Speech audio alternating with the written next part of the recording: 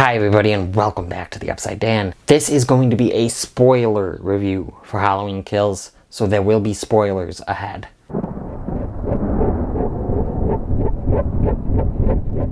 Something I said in my spoiler review that I didn't actually mention what specific thing it was that I really liked and was one of my favorite parts is that there are flashbacks to 1978. They do a great job with the aesthetic here. It feels like 1978. It looks like 1978. They put cars from the era there. They had Michael in what he was wearing that night exactly, with the mask, and they had the hairdos were all the same, and then, it was just really cool. And one of the things I was very pleasantly surprised by was Donald Pleasance. It wasn't him, because his actor unfortunately has passed away, rest in peace. But they made it look just like him, and he really looked good. It didn't look like obvious CGI. I really was impressed with this. And the 1978 scenes were some of my favorite scenes in the movie. I thought it just brought back the feel, I think, of that 1978 movie. Yeah, so I really liked it. And this starts out with a quick piece of modern day, 2018, but then it goes right into a flashback of 1978 Haddonfield. So 2018 retconned all of the sequels, so even number 2. So it explains, what happened. So after the first one, you obviously Michael's gone when they look down. So in this one, they show them catching him that night. So how they caught him, why he was in the Institute in the beginning of 2018 one. So I really liked that. I thought that they did a fantastic job, with the directing, the writing, the look of the sets, like I said, the aesthetic, the acting of it. I think that they did a fantastic. I think that they did a fantastic job with all of that. It looked really good. So we do see some, we see a character named Lonnie. He was there in 1970. He had a quick encounter with Michael, but the bullies that were bullying him, I was like, Michael, can you please kill these kids? They were so annoying in the little seconds that they had on screen. Lonnie had a chance to counter with Michael, and then when it gets to the future, you see Lonnie older. And like I said, you see Lindsay older, you see Tommy older, you see Marion older, you see Lee Brackett older. So I really liked that they brought back all these cast members, from the first one. Most of them are the same cast members. Tommy is played by someone else.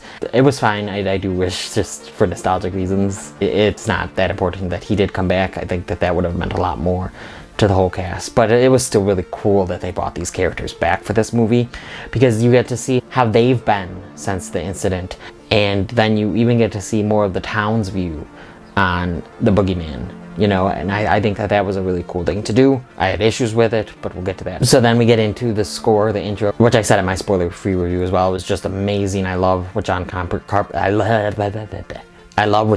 did. I think he did a great job here. And it's just really nostalgic to see that score with that font, with that orange, the imagery of the jack-o'-lanterns and everything. And so Laurie's taken to the hospital, and you saw parts of this in the trailer, but the firefighters, they go to the house. And of course she's screaming as they go by, no, let it burn, let it burn. But the firefighters are brutally killed by Michael with their own tools, which just starts the brutality, really, of this movie, and I loved it. I absolutely thought that the kills were very well done. Very brutal. It was definitely a fun aspect of this movie. I love seeing Michael Myers, in action. That's really why a lot of people come to these movies. Really good slasher stuff here. So we kind of follow the townspeople throughout the night. We follow a couple new characters, a couple other returning cast members, like I said. They form a mob to go out and look for Michael. And this is something I can see a lot of people are in trouble with. Laurie basically spends most of this movie in the hospital bed, or in the hospital in general. She's in the hospital the whole movie. But I think it's just leading up to the epic showdown in the next one, in the supposed final one. So you don't get much of Laurie, and Laurie doesn't even interact with Michael in this movie, which, like I said, I did not mind. I know some people are going to have issues with that. I really like Judy Greer as Karen, Laurie's daughter. Andi Matichak as Allison is fine too. Yeah, I liked their kind of arcs here. I thought especially Judy Greer's, you get to see what she's like as a human, because there's this, one of the guys that escaped, which I thought this scene was ridiculous. This part was ridiculous. Everyone mistaked him for Michael when he is a short, plump Peter Pettigrew, the penguin-looking person. He's He's not tall, he's not skinny-ish like Michael. He's not in that blue coverall, doesn't have his mask on. The people that know Michael and what he looks like are telling everyone it's not him, but the mob mentality just grows and grows and kind of gets out of control in this hospital as they chase this man down. Karen protects him as much as she can, but he breaks a window and commits suicide while the mob is after him. And that's a brutal scene too. You see his head smashed and his arm like bent off and his leg broken and bent, dead obviously. I thought it was a little ridiculous that they thought that was Michael. I get it though. A lot of the people in town have not probably actually seen Michael, but the stories and affected them throughout the years, of course. But still, I feel like someone should have realized and been able to stop all of that. And I thought that was stupid that they mistaked him for Michael. Some of the acting is a little iffy here by the returning characters. Other characters, there is some bad acting here. Some corny acting, some over-the-top acting. Because I really did think the Evil Dies Tonight and what he did 40 years ago were used way too much. And this whole mob thing was a little over the top, a little cartoonish, a little corny. I just wish that it went deeper into the townspeople's psyche kind of and how this has affected them over what they did. You know, I think that they could have done it better. They could have executed this better, and I don't think they totally hit it out of the park story-wise. I thought the writing was a little sloppy here and there. This was a fast-paced movie though. Like, I just rewatched it on Peacock.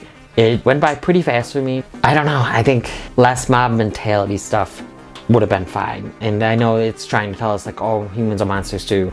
I get it. I don't know, I thought it could have been better. So there's that car scene, you see part of it in the trailer with the, you know, the nurse and the doctor, and it's Marion and Lindsay's with them. And so the Marion just keeps shooting at the windows every time something shows up at the window. So she's shooting out all the windows. The doctor gets out, and I don't know where the doctor goes because a few minutes later, after her boyfriend or husband or whatever already gets killed, which I liked the kill because it was brutal. He stabs a knife through the guy's face, through his eye. She comes back just shooting. No one with a gun was really smart in this movie. Even people without guns were not smart. There was a lot of dumb people in this movie. This scene I thought was comedic, and I don't think it was supposed to be. So the doctor, she's dressed as a doctor, but I think she actually is a doctor. She runs up, she has the gun. She runs up, Michael kicks the door open, it hits the gun, and she shoots herself because the gun flings back and she shoots herself. I thought that was comedic. I actually chuckled in the theater. But I thought that was kind of dumb. Lindsay does a couple smart things. She hits him with a pillowcase full of rocks because she just had a confrontation.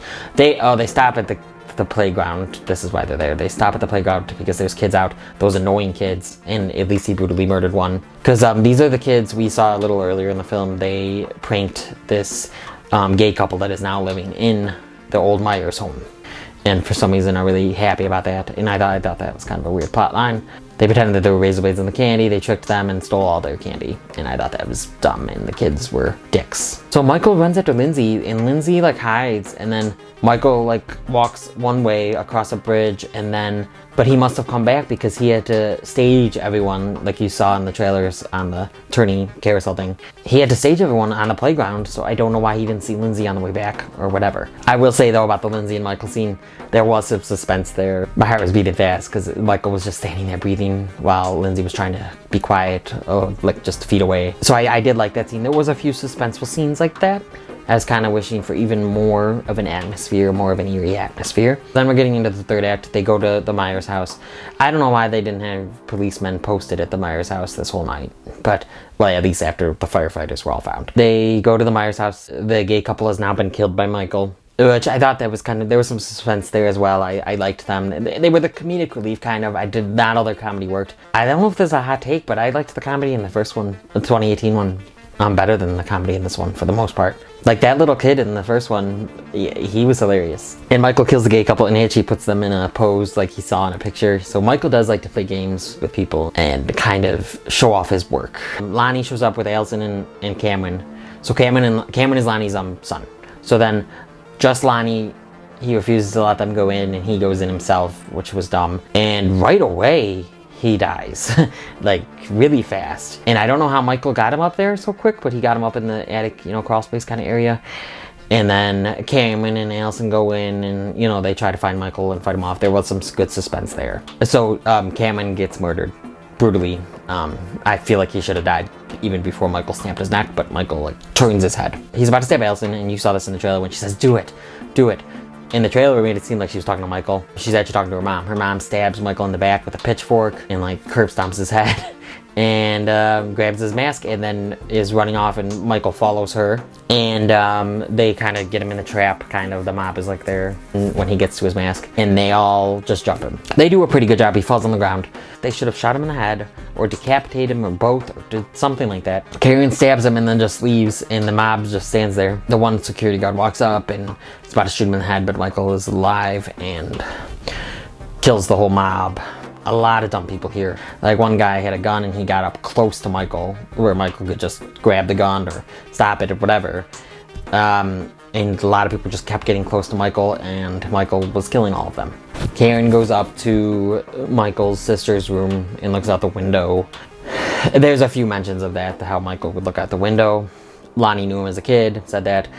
And Michael, and they were like, someone said Michael wasn't looking out at Haddonfield, he was looking at himself, you know, inside himself, at his reflection. So Karen's up there, she's looking at her reflection, and you see in the background, Michael comes up and stabs her. It's an homage to the first one, how his sister, like how it's shot, how he kills his sister. So I thought that that was really cool, and then Karen's on the ground, and I'm wondering if Karen probably survived. I don't know if she survived that. I feel like they should have kept these people alive, so I feel like they should have kept Tommy alive. And then next one would be, you know, Laurie, Tommy, Lindsay, Karen, Allison, Frank the cop, and maybe more townspeople that wanted to help against Michael Myers. I think that those people against Michael Myers would have been a cool finale, because I don't know what they're going to do, because, yeah, the first one was kind of Laurie Strode versus Michael. She trapped him. That was good. Didn't work, but because he was smart. He got in, like, the weapon compartment during the fire. So the third one is probably going to be a mix of both, like Laurie versus them, the Strode women versus him, with more townspeople, with Frank. And like I said, I wish they kept Lindsay and Tommy alive, but they did not. Lindsay's alive as far as we know. She's in the hospital. I'm glad though. So when Karen gets the mask, they don't really focus on Michael's face at all. I mean, you do see shots of the side of it, or a quick shot of that, or, you know, a quick shot from different sides, but they don't focus on it. So you don't really know exactly what he looks like, which I did like, you know, that they didn't focus too much on that. And I liked the different homages and references to the original Halloween. Just like 2018, I thought did a good job with the different homages to it. And like I said in my spoiler-free review, it's, you know, this one's the middle of a trilogy. So there weren't many stakes. You know, Michael's not going to die in this one. Laurie most likely wouldn't have died in this one. And she didn't. And I think that, yeah, she definitely shouldn't have.